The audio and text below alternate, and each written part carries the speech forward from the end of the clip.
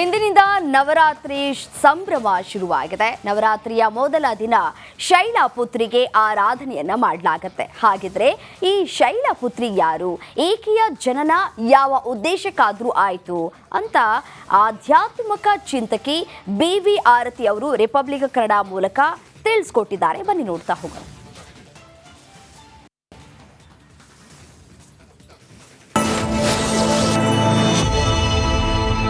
ನಮಸ್ಕಾರ.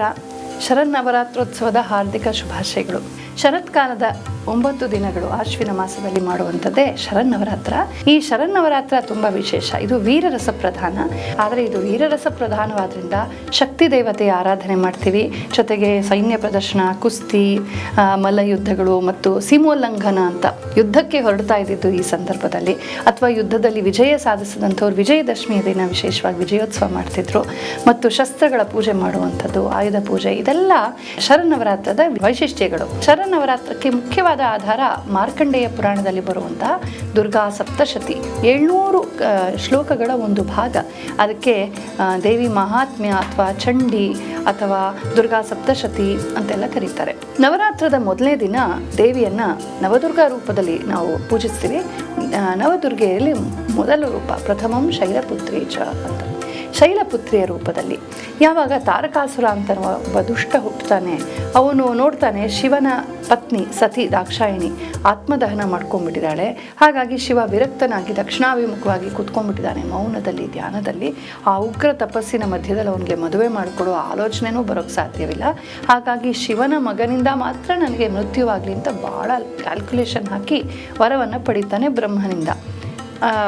ಸಾಯಲೇಬಾರ್ದು ಅಂತ ಕೇಳ್ತಾನೆ, ಅದು ಸಾಧ್ಯವಿಲ್ಲ ಅಂದಾಗ ಈ ಕಂಡೀಷನ್ ಹಾಕ್ತಾನೆ. ಈಗ ಶಿವನನ್ನು ತಪಸ್ಸಿನಿಂದ ಎಬ್ಬಿಸಿ ಮದುವೆ ಮಾಡಿಸೋದು ಹೇಗೆ ಅನ್ನೋದು ದೊಡ್ಡ ಪರಿಧಿ ದೇವತೆಗಳಿಗೆ. ಹಾಗಾಗಿ ಆ ಅಂತರ್ಧಾನಳಾದಂಥ ಆದ್ಯಾಶಕ್ತಿಯನ್ನು ಪ್ರಾರ್ಥಿಸ್ತಾರೆ. ಜೊತೆಗೆ ಮೇನಾದೇವಿ ಮತ್ತು ಪರ್ವತ ಮಹಾರಾಜ, ಹಿಮಾಲಯ ಪರ್ವತ ರಾಜ, ಅವ್ರಿಗೆ 100 ಜನ ಗಂಡ್ಮಕ್ಳಿದ್ರು ತೃಪ್ತಿ ಇಲ್ವಂತೆ.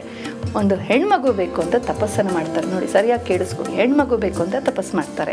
ಸುದೀರ್ಘ ಕಾಲ ತಪಸ್ಸು ಮಾಡಿದಾಗ ಅವ್ರಿಗೆ ಜಗನ್ಮಾತೆ ಪ್ರತ್ಯಕ್ಷನಾಗಿ ನಿಮ್ಮ ಮಗಳಾಗಿ ಹುಡ್ತೀನಿ ಅಂತ ಹೇಳ್ತಾಳೆ. ಇಲ್ಲಿ ದೇವತೆಗಳು ಪ್ರಾರ್ಥನೆ ಮಾಡ್ತಾರೆ, ಅವಳು ಪಾರ್ವತಿಯಾಗಿ ಹುಡ್ತೀನಿ ಅಂತ ಭರವಸೆ ಕೊಡ್ತಾಳೆ. ಸಕಾಲದಲ್ಲಿ ಹಿಮವಂತನ ಮಗಳಾಗಿ ಹುಟ್ಟುತ್ತಾಳೆ. ಬಾಲ್ಯದಿಂದಲೇ ವಿದ್ಯೆ, ಸೌಂದರ್ಯ ಮತ್ತು ಸಕಲ ಸದ್ಗುಣ ಸಂಪನ್ನ ಆಗಿ ಅವಳು ಮೂಡ್ತಾಳೆ, ಅರಳ್ತಾಳೆ. ಷೋಡಶ ಪ್ರಾಯಕ್ಕೆ ಬರ್ತಾಳೆ, ಮದುವೆ ವಯಸ್ಸಿಗೆ ಬಂತು. ಆದರೆ ಶಿವ ಮಾತ್ರ ತಪಸ್ಸಿನಿಂದ ಹೇಳಲೇ ಇಲ್ಲ.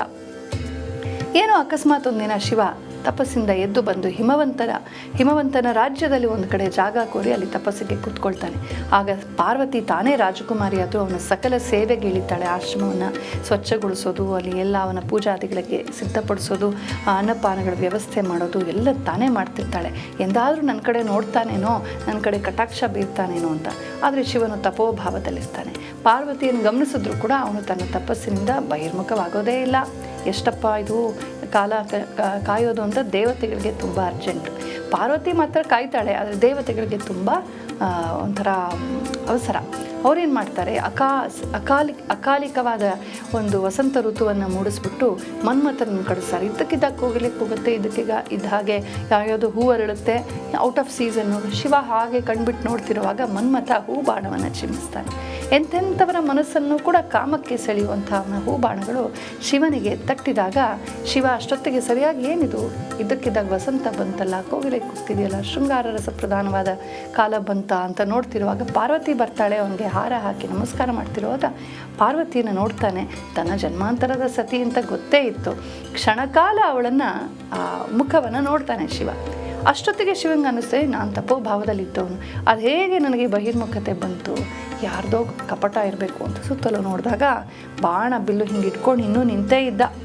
ಮನ್ಮಥನ್ನು ನೋಡಿ ಕೋಪ ಬಂತು. ಅವನ ಕೆಂಗಣ್ಣು ಇಲ್ಲಿ ತೆರೆಯಿತು, ಅವನು ಸುಟ್ಟು ಹೋಗ್ಬಿಟ್ಟ. ಪಾರ್ವತಿಗೆ ತುಂಬ ದುಃಖವಾಗುತ್ತೆ. ಶಿವ ಹೊರಟೋಗ್ತಾನೆ.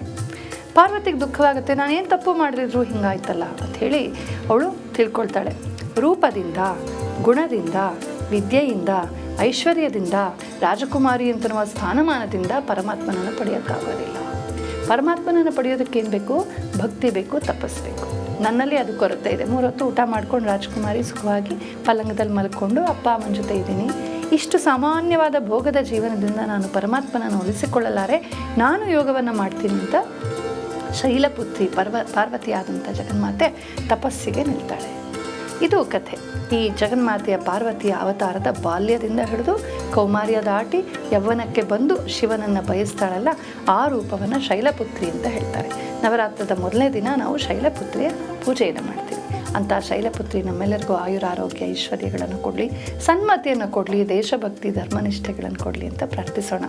ನಾಳೆ ದ್ವಿತೀಯ ದಿನದ ಬ್ರಹ್ಮಚಾರಿಣಿಯ ಕಥೆಯನ್ನು ಕೇಳೋಣ. ಇಂದಿನಿಂದ ನವರಾತ್ರಿ ಸಂಭ್ರಮ ಶುರುವಾಗಿದೆ. ನವರಾತ್ರಿಯ ಮೊದಲ ದಿನ ಶೈಲಪುತ್ರಿಗೆ ಆರಾಧನೆಯನ್ನ ಮಾಡಲಾಗುತ್ತೆ. ಹಾಗಿದ್ರೆ ಈ ಶೈಲಪುತ್ರಿ ಯಾರು, ಈಕೆಯ ಜನನ ಯಾವ ಉದ್ದೇಶಕ್ಕಾದ್ರೂ ಆಯಿತು ಅಂತ ಆಧ್ಯಾತ್ಮಿಕ ಚಿಂತಕಿ BV ಆರತಿ ಅವರು ರಿಪಬ್ಲಿಕ್ ಕನ್ನಡ ಮೂಲಕ ತಿಳಿಸ್ಕೊಟ್ಟಿದ್ದಾರೆ. ಬನ್ನಿ ನೋಡ್ತಾ ಹೋಗೋಣ.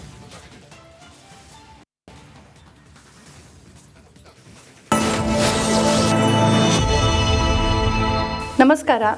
ಶರನ್ನವರಾತ್ರೋತ್ಸವದ ಹಾರ್ದಿಕ ಶುಭಾಶಯಗಳು. ಶರತ್ಕಾಲದ 9 ದಿನಗಳು ಆಶ್ವಿನ ಮಾಸದಲ್ಲಿ ಮಾಡುವಂಥದ್ದೇ ಶರನ್ನವರಾತ್ರ. ಈ ಶರನ್ನವರಾತ್ರ ತುಂಬ ವಿಶೇಷ. ಇದು ವೀರರಸ ಪ್ರಧಾನ. ಆದರೆ ಇದು ವೀರರಸ ಪ್ರಧಾನವಾದ್ರಿಂದ ಶಕ್ತಿ ದೇವತೆಯ ಆರಾಧನೆ ಮಾಡ್ತೀವಿ.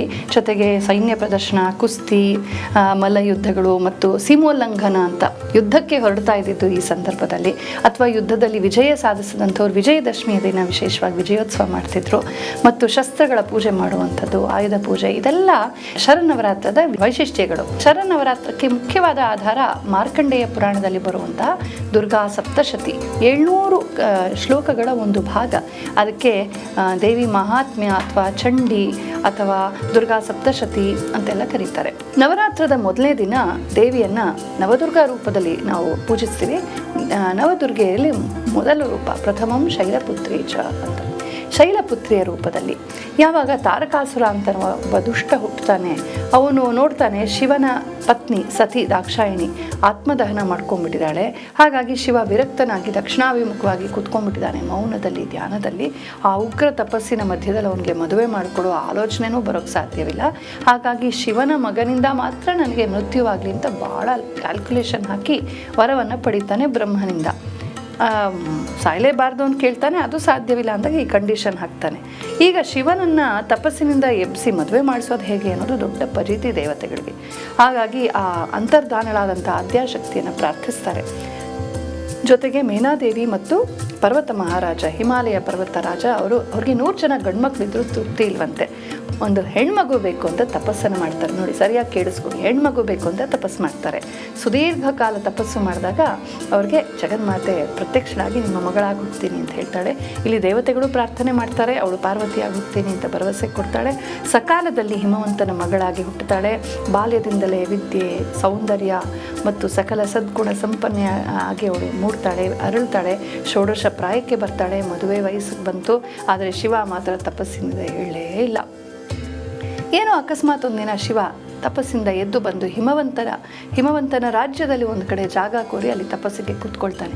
ಆಗ ಪಾರ್ವತಿ ತಾನೇ ರಾಜಕುಮಾರಿ ಆದರೂ ಅವನ ಸಕಲ ಸೇವೆಗೆ ಇಳಿತಾಳೆ. ಆಶ್ರಮವನ್ನು ಸ್ವಚ್ಛಗೊಳಿಸೋದು, ಅಲ್ಲಿ ಎಲ್ಲ ಅವನ ಪೂಜಾದಿಗಳಿಗೆ ಸಿದ್ಧಪಡಿಸೋದು, ಅನ್ನಪಾನಗಳ ವ್ಯವಸ್ಥೆ ಮಾಡೋದು ಎಲ್ಲ ತಾನೇ ಮಾಡ್ತಿರ್ತಾಳೆ.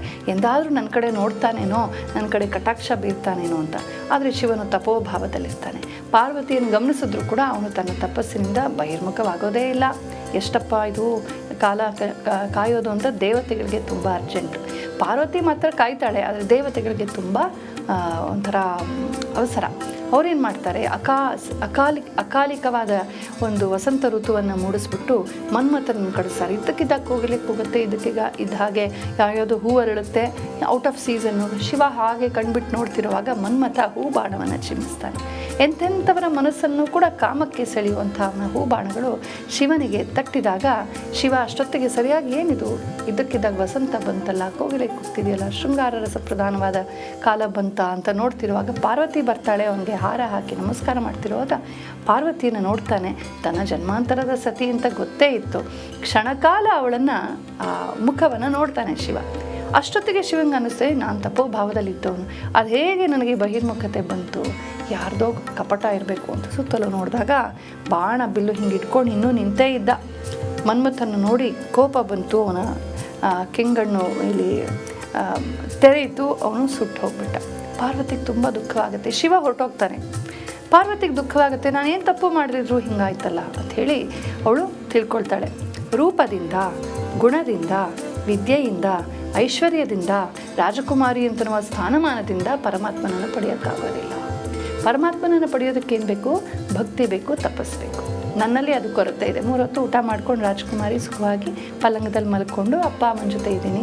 ಇಷ್ಟು ಸಾಮಾನ್ಯವಾದ ಭೋಗದ ಜೀವನದಿಂದ ನಾನು ಪರಮಾತ್ಮನನ್ನು ಒಲಿಸಿಕೊಳ್ಳಲಾರೆ, ನಾನು ಯೋಗವನ್ನು ಮಾಡ್ತೀನಿ ಅಂತ ಶೈಲಪುತ್ರಿ ಪಾರ್ವತಿಯಾದಂಥ ಜಗನ್ಮಾತೆ ತಪಸ್ಸಿಗೆ ನಿಲ್ತಾಳೆ. ಇದು ಕಥೆ. ಈ ಜಗನ್ಮಾತೆಯ ಪಾರ್ವತಿಯ ಅವತಾರದ ಬಾಲ್ಯದಿಂದ ಹಿಡಿದು ಕೌಮಾರ್ಯ ದಾಟಿ ಯೌವನಕ್ಕೆ ಬಂದು ಶಿವನನ್ನು ಬಯಸ್ತಾಳಲ್ಲ, ಆ ರೂಪವನ್ನು ಶೈಲಪುತ್ರಿ ಅಂತ ಹೇಳ್ತಾರೆ. ನವರಾತ್ರದ ಮೊದಲನೇ ದಿನ ನಾವು ಶೈಲಪುತ್ರಿಯ ಪೂಜೆಯನ್ನು ಮಾಡ್ತೀವಿ. ಅಂಥ ಶೈಲಪುತ್ರಿ ನಮ್ಮೆಲ್ಲರಿಗೂ ಆಯುರಾರೋಗ್ಯ ಐಶ್ವರ್ಯಗಳನ್ನು ಕೊಡಲಿ, ಸನ್ಮತಿಯನ್ನು ಕೊಡಲಿ, ದೇಶಭಕ್ತಿ ಧರ್ಮನಿಷ್ಠೆಗಳನ್ನು ಕೊಡಲಿ ಅಂತ ಪ್ರಾರ್ಥಿಸೋಣ.